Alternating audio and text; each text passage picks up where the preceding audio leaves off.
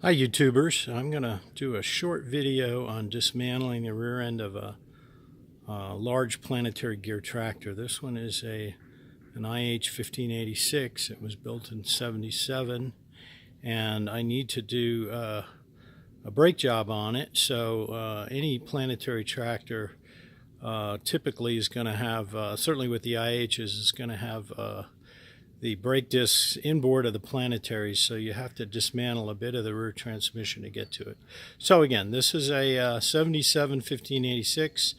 Those of you that know IH will notice that I've pulled the cab and modified the control center. I did that because for what I use this for, I really need to see all around the tractor. I'm sometimes in crowded areas and I need to be able to know exactly where the tractor is just for safety's sake. So, plus I like to be outside.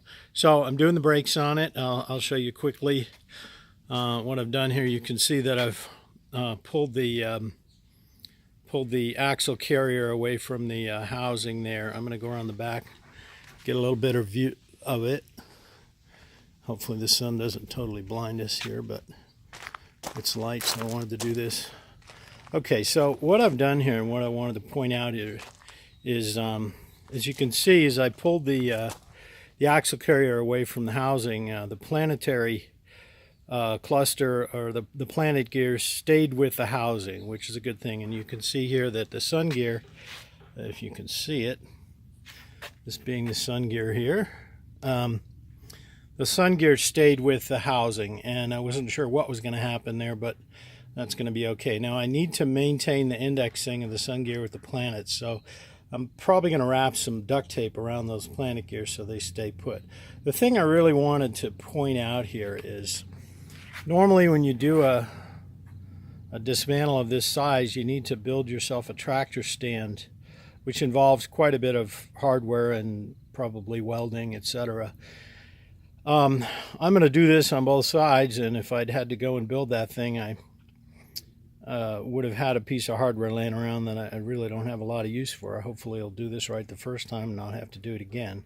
So what I did is, I'm going to show you this. I took my engine stand, and you can see how I've mounted the axle carrier and the tire on the engine stand. The tractor stand in this case doesn't need to hold the whole weight of the tire. This is probably good for 4,000 pounds or so.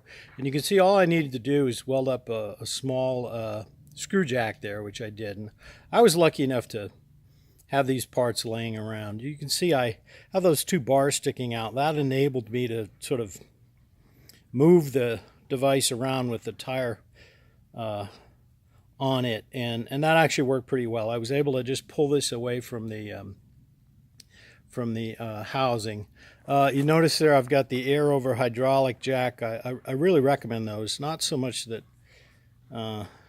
it's for lazy people, because it is, but it allows you to do the jacking and really keep an eye on everything, and keep yourself potentially out from under the device you're jacking up. So anyway, this is really all I wanted to show right now. I've got quite a bit of work to do on this. I'll just zoom in here a little bit. You can see in this case, this is actually the brake disc here, and we've got the ring gear here that's got to come off, and then the piston is behind all that, and the piston pushes out against this, what they call the reaction ring here, which is this thing right here. And it's fairly simple. It's hydraulic braking with pumped hydraulics. And it should work pretty good. I'm going to replace the O-rings, and I'm going to replace the whole disc. I wasn't sure what I was going to see when I got in here. I certainly didn't want to have to pull this apart more than once. So hopefully I'll be able to maintain the position of this thing right here, because I'm just doing it in my driveway. And I'll have this stuff buttoned up in a couple days, hopefully. Hope this helps everybody, or anybody that's in the position of having to work on a planetary gear tractor, because I believe these are fairly similar across different product lines. Thanks a lot.